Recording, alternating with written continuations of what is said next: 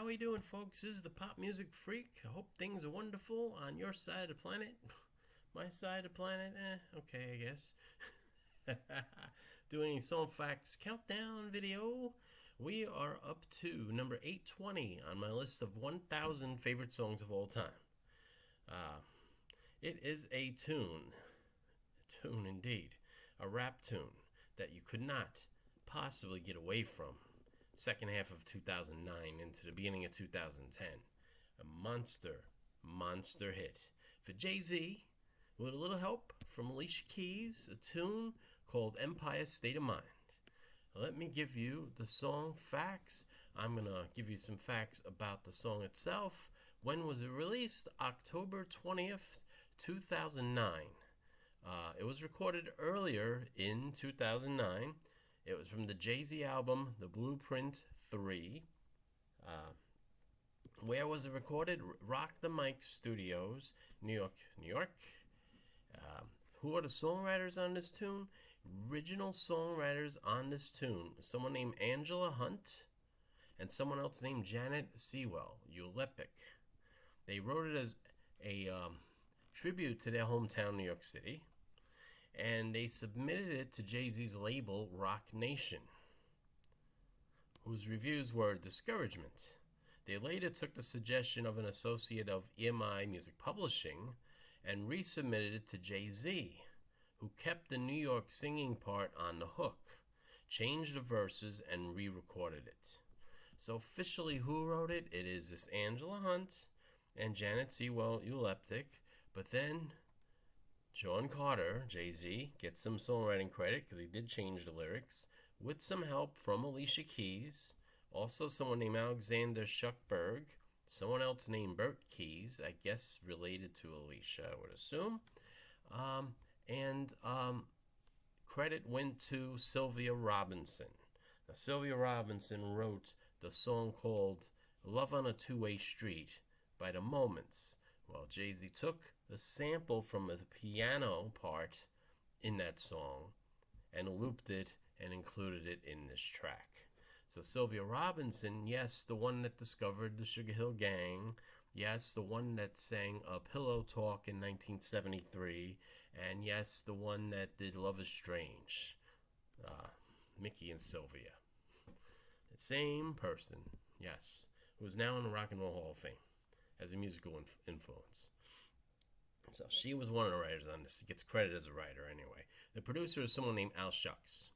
All right, so let me give you more details. I gave you a lot of the basics on this already.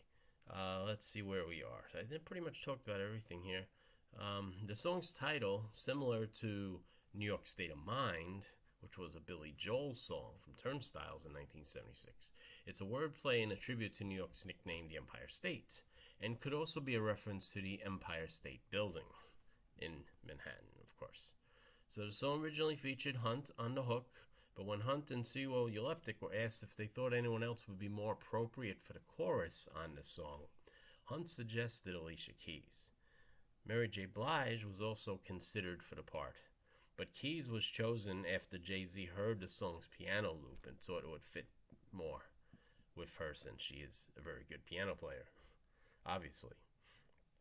Empire State of Mind contains songwriting contributions from Keys and Shucks. The song was described by critics as an orchestral rap ballad with crashing piano chords and a soaring hook. It contains references to various locations in New York and its famous residents while describing the city's essence. Critical and commercial success. Empire State of Mind was included in multiple critics' top 10 lists of the best songs for 2009, including Rolling Stone magazine and the New York Times.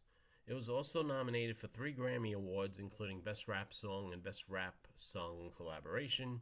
The song achieved commercial success worldwide, peaked within the top 10 in many countries, including the US, the UK, Canada, Australia, France, Italy, and Sweden. In the US, the song topped the Billboard Hot 100 for 5 consecutive weeks, becoming Jay-Z's first #1 single on the chart as the lead artist. It appeared in the 2009 year-end charts in Italy, Australia, and the US, where it was also the last #1 hit of the 2000s. As of June 2014, the song had sold over 5.5 million copies in the United States. The song's music video, which is primarily in black and white, Jay-Z and Keys are shown performing the song in various locations in New York. Empire State of Mind was released as the third single from the Blueprint 3 in October of 2009. It has been performed by Jay-Z and Keys multiple times, including during the 2009 MTV Video Music Awards and the American Music Awards of 2009.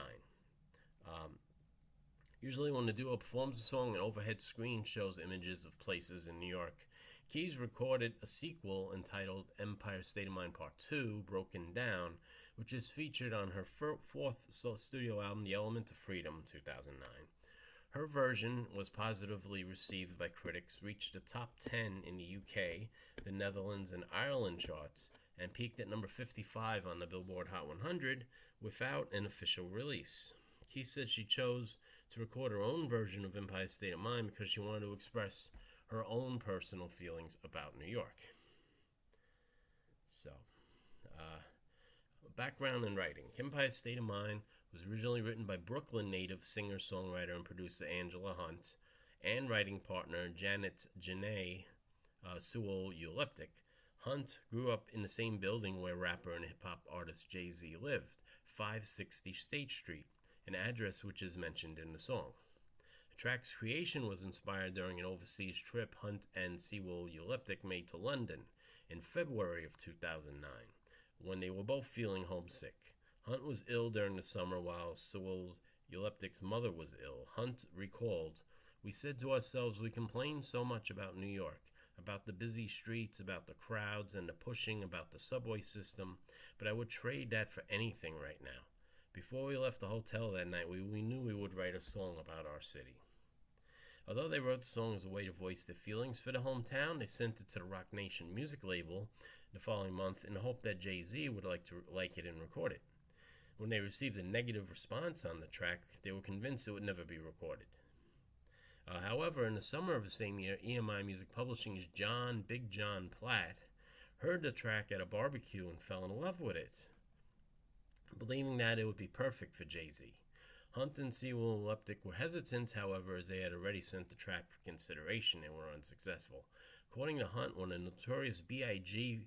figure she kept, which had never moved before, regardless of how loud they played music, fell over as it played the track for Platt, she considered it an omen. She commented, "We all just looked at each other like if Biggie approves, then send it to Jay." The next day, Platt sent it to Jay-Z, who loved it and recorded it that night. "We were just so happy he wanted to honor our work and our production," Hunt recalled. "Two female producers/writers, and for him as a rapper to take our song, that's not a combination you see a lot. For him to be so open-minded about it, we just couldn't be any more grateful and thankful." Originally written to be sung, the track's verses were rewritten by Jay-Z, inspired by the original lyrics, leaving Hunt on the song's hook. However, when Hunt and Sewell Euleptic were asked if they thought someone else would be more appropriate for the chorus, Hunt suggested R&B and soul artist Alicia Keys. Hunt said she's never done a record with him, and she also has my same vocal tone. She made the song sound so close to the original, she just nailed it and brought it home. It was a great choice. Keys also wrote Empire State Mind's new bridge. Jay-Z stated in an interview that after he first heard the track's piano loops, he immediately thought of Keys and wanted her to be featured on the song. Jay-Z said that Mary J. Blige was originally considered for Keys' part, and he was 2 seconds away from asking Blige to appear on the record's chorus, which would have been a safe move. However, the combination of Keys' sound and piano talent had struck a chord with Jay-Z. Keys said of featuring on the song, "There was a first phone call, and Jay said, 'I feel like I have this record that's going to be the anthem of New York.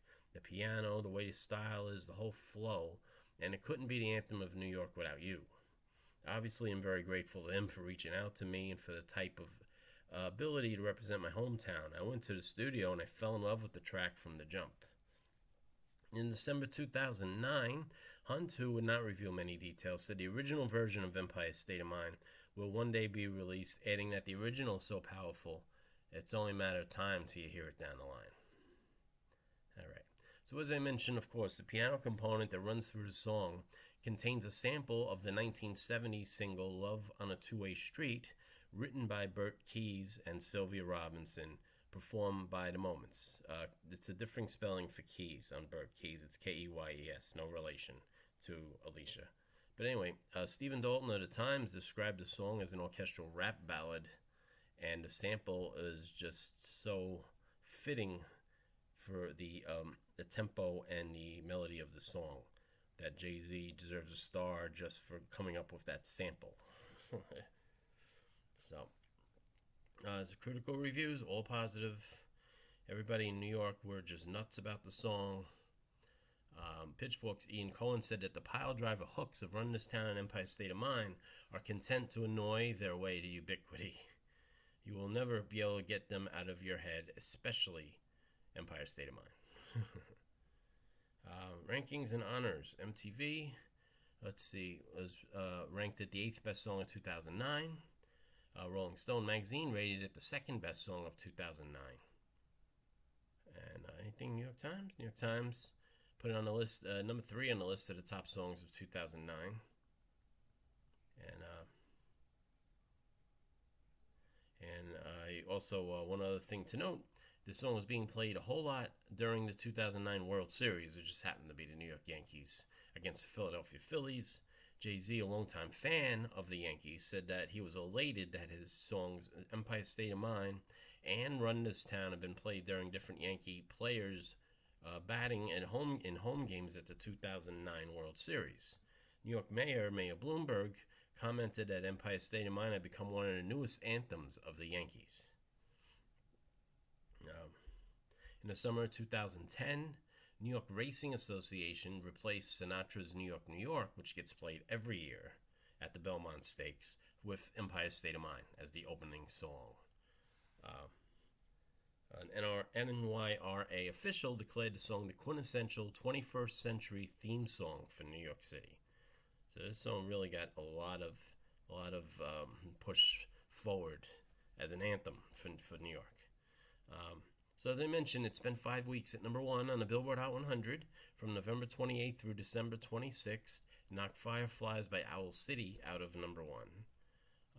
And it was the first number 1 with Jay-Z being lead artist. He had helped out on other artists' hits before, obviously Rihanna and Beyonce and others.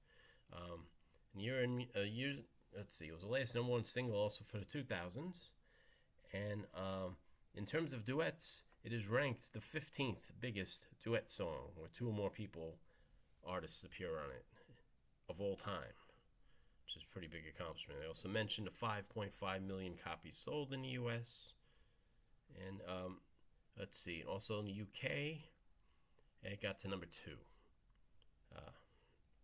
which is pretty big for him because he usually didn't have too many hits over there, and not up to this point anyway. Alright, so that's about it. I mean, there's so much over here. There's a slight bit of controversy. Frank Sinatra fans were unhappy with him rapping that he was the new Sinatra on this song. Other people said, lighten up, it's a new century, And Jay-Z, of course, always tipped his hat to artists like Frank Sinatra or greats of the past.